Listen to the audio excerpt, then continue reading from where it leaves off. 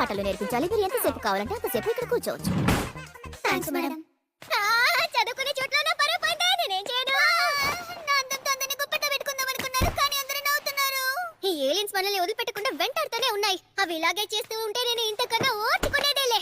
అంతేకాకుండా వాళ్ళు ముఖ్యంగా నన్నే టార్గెట్ చేశారు. చూస్తుంటే వాళ్ళకి నాలో ఉన్న టర్బోగ్రాని పవర్సే కావాలేమో. ఓయ్ పిచ్చిదానా, అసలు నీకు ఆ సిల్క్ దయ్యం శక్తులు ఎప్పటి నుంచి వచ్చాయి? ఆ విషయం ఇప్పుడే నాకు తెలిసింది. తలబడుతున్నప్పుడు పవర్స్ వచ్చాయి. నేను ముందే చెప్పానుగా ఈ అందమైన దాన్ని ఎంచుకున్నారని. తనకు తాను ఎంత సెల్ఫ్ డబ్బా కొట్టుకుంటుందో.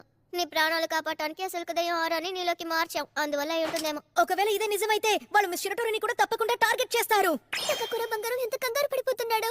ఈసారి ఐరా మనతో ఉన్నందువల్లే మనం తప్పించుకున్నాం. మనలో శక్తులున్నంత వరకు ఆ ఏలియన్స్ మనల్ని అటాక్ చేస్తూనే ఉంటాయి. అలా అంతా ఏమీ లేదు. వాళ్ళకి యోకై శక్తులే కావాలంటే ఐరాని మాత్రమే టార్గెట్ చేసి అటాక్ చేయొచ్చుగా. నిజమే, అవును అయ్యుండొచ్చేమో. మిస్ అయాసే మీరు మేధావి. ఏలియన్స్ దగ్గర అంత టెక్నాలజీ ఉన్నప్పటికీ అవి భూమిని ఇన్వైట్ చేయలేదు. వాళ్ళు మనల్ని అంతం చేయడానికి ఎన్నో మార్గాలు ఉన్నప్పటికీ వాళ్ళు ఏ ప్రయత్నం చేయలేదు.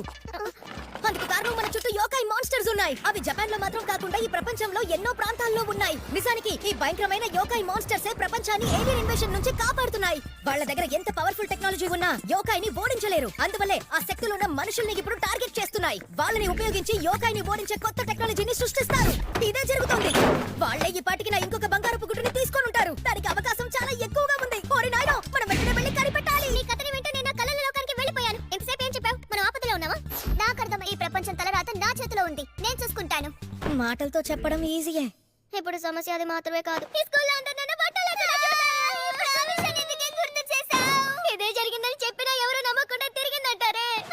ఏం చేయను? అంతా అయిపోయింది. ఈ అయసేనే నా బట్టల్ని ఊడదీసిందని చెప్తే అయిపోతుంది. ఇప్పుడు ఎందుకు పొంగిపోతున్నావు? నువ్వే కదా బట్టలు విప్పమని చెప్పావు. తక్కకూర బంగారం, నువ్వు కూడా ఊకొట్టు. ఏంటి? సరే, నువ్వు కూడా అలాగే వెళ్ళి చెప్పు. ఒకవేళ అలా చెప్తే మీరు సాకులు అబద్ధాలు చెప్పి చెప్పి నాకు విసుకొచ్చేస్తుంది. ఏదోటి చేయండి. అయినా నువ్వు ఇక్కడే ఉన్నావా? అసలు ఏమైంది? ఏం కాలేదు, బానే ఉన్నాను. ఒసే మోమో అయ్యాసే, ఇదంతా నీ తప్పే. అలా ఏం లేదు. రా అయినా వెళ్దాం. మిస్ అయాసే ఎందుకు సైలెంట్ గా ఉన్నారు? వాళ్ళు మిమ్మల్ని విలన్ అనుకుంటారు. అనుకుంటే అనుకోని. మీరు ఎందుకు ఇలా చేస్తున్నారు? ఇప్పుడు నేను అడగబోయేదానికి నిజం చెప్పు. ఆ రోజు నువ్వు ఐరా కలిసి ఏం చేస్తున్నారు?